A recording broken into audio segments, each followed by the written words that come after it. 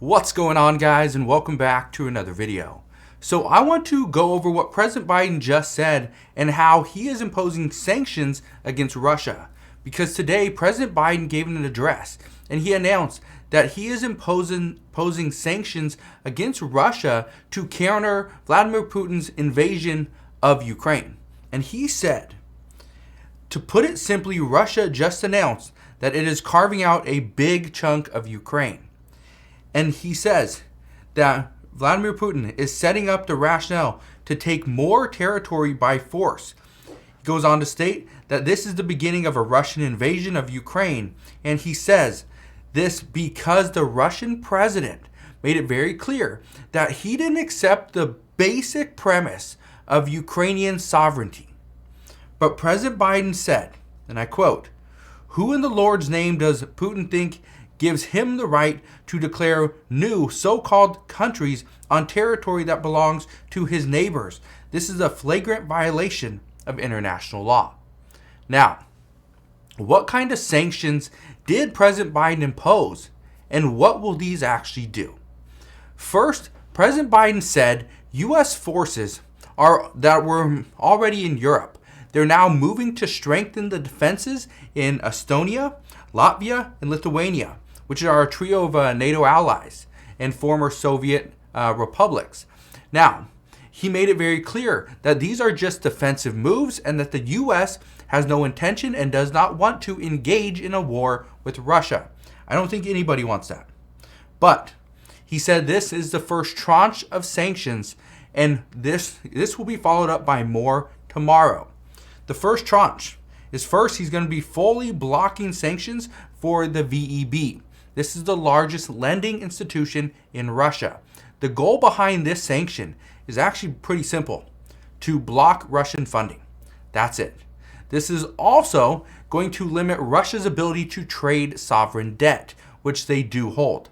So they would either have to find someone else to trade it with, which would mean they would most likely be selling it at a discount, because I know they're not going to be buying it right now, which means it's going to be a little bit more difficult.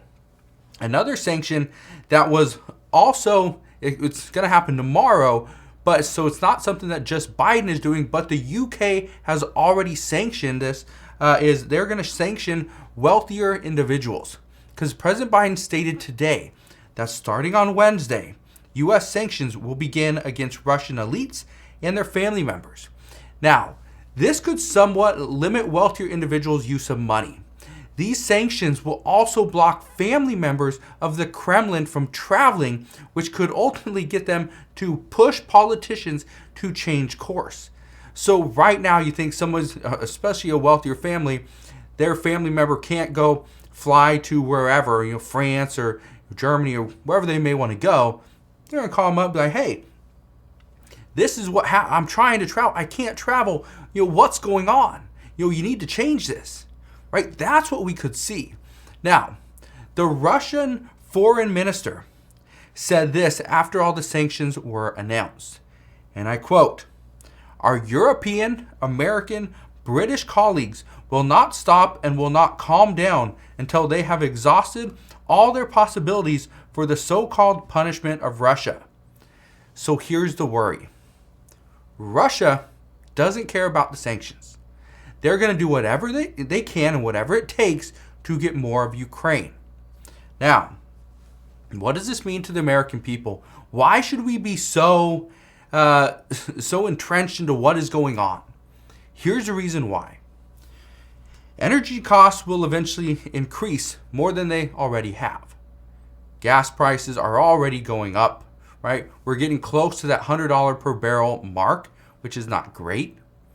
But energy prices over the past year have really exploded, and they're just going to go up. That's a prediction. Well, that's an issue. The American people, in many cases, can't afford to pay any more for the energy costs that we're already incurring. Here's another issue. Russia is a major exporter of titanium and palladium.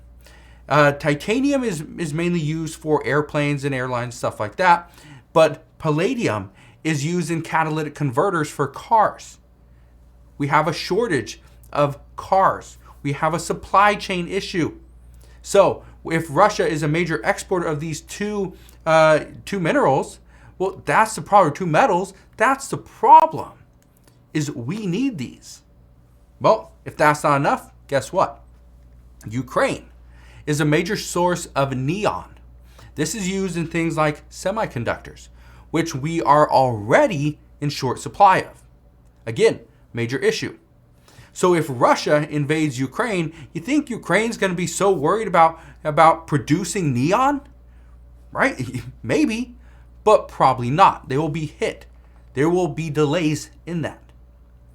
Also, this is something that a few people brought up in the comment section, I think yesterday, was both Russia and Europe, or Russia and Ukraine, are major suppliers of fertilizer to Europe. So if we see fertilizer becomes an issue, right, Europe is going to have trouble with farming. If we don't see wheat, we could see dramatic increases in cost of farming in Europe, but this could also put a hold on certain products here in the US and across the world. Wheat is one of those things. So what I can tell you right now is the sanctions against Russia, this is just an attempt to slow Russia down, to prevent them from invading into Ukraine, and hopefully to get Russia to take a more diplomatic approach. That's all that really NATO wants. All right, that's what the US is wanting. That's what President Biden wants. But here's the problem. Russia doesn't seem to be interested in a more diplomatic approach. Trying to find diplomacy, that's not something they care about at this time, at least according to all reports. But here's one thing I can tell you. When we see what actually happens, not only are we seeing issues with the stock market, with supply chains, with stuff across the world, not just here in this country, but across the world, there's a lot of issues that are going on. So as we start to get more information, I promise you, and I'm going to bring you this information as soon as I can, but just understand things are changing very quickly. Things are changing at a pace that we haven't seen in a while. Again, we saw stuff like this happen back in 2014, so about 8 years ago. But again, things are changing. Now, here's my one warning to everybody. If you have the ability, you have the finances, okay, to stock up on certain products, to make sure you put gas in your car, I'd recommend you do that. I'd recommend you are prepared. Make sure you have, food. Make sure you have, different types of meat in your freezer. Make sure you have different products that you can turn to in case we do have an emergency where, stores and shelves are almost bare. Now, I don't expect to see big changes over the next few weeks as far as products on our shelves, but I would assume that if we do see an invasion into Ukraine from Russia, then yes, we would see a lack of products, but it would probably happen over the next 2 to 3 months. Okay, we would see a little bit of a delay. So, just wanted to give you guys that little bit of a warning, because as of right now, President Biden is doing what he can to try to slow Russia down. But according to Russia's foreign minister, that's probably not going to work, because as of right now, all he's doing is saying that the European, American, and British colleagues are just trying to exhaust all possibilities of their so-called punishment of Russia. That's it. Not really worried about it. So, do I think it's something to be worried about? Probably.